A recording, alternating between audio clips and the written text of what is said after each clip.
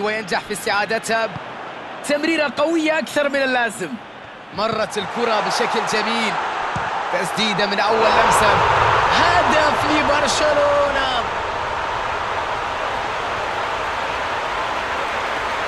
الكرة توضع في أفضل مكان.